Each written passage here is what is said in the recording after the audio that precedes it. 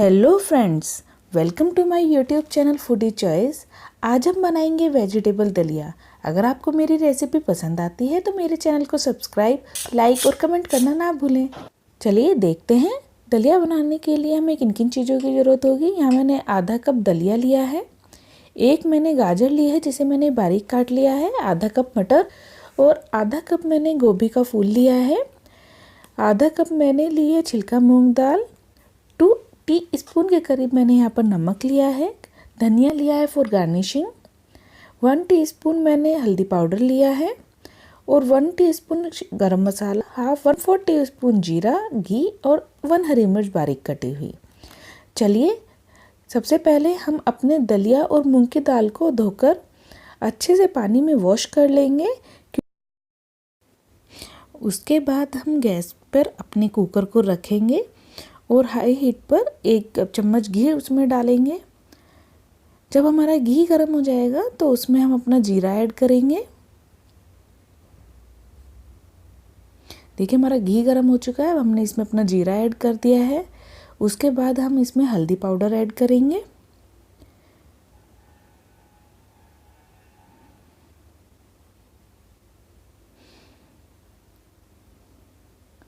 हमारा हल्दी पाउडर भी भुन चुका है, अब इसमें हरी मिर्ची ऐड करेंगे।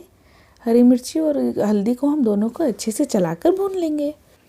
अब हम इसमें अपनी गाजर ऐड करेंगे, गोभी ऐड करेंगे जो हमने काट के रखी हुई है और उसके बाद हम मटर को ऐड कर देंगे।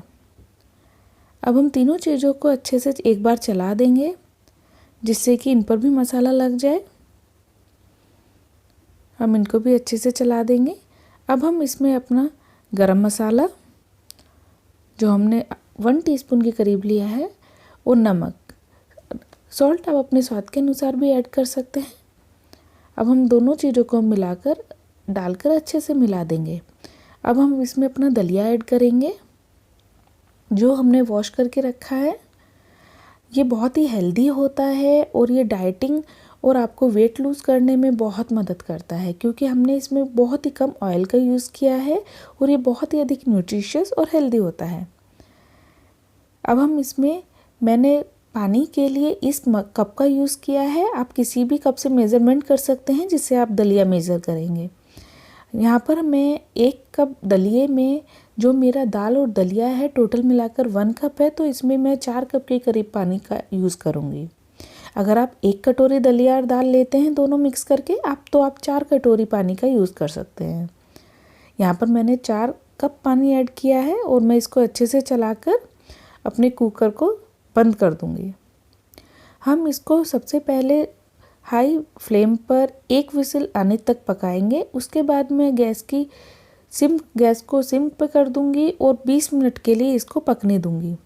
देखिए मेरा दलिया 20 मिनट बाद पक के तैयार हो गया है। अब हम चेक करते हैं।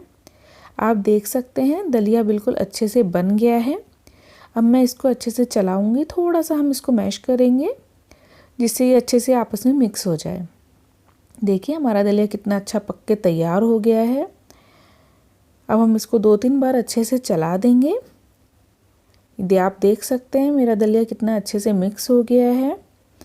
अब हम अपने दलिए को हरे धनिए से गार्निश करेंगे और एक बाउल में मैं सर्व करने के लिए इसको निकाल लूँगी। मैंने अब अपने दलिए को हरे धनिए और बटर से गार्निश किया है और आप इसको चटनी और दही के साथ सर्व कर सकते हैं। अगर आपको मेरा वीडियो पसंद आता है तो मेरे चैनल को सब्सक्राइब, लाइक और कमेंट करना ना भूलें।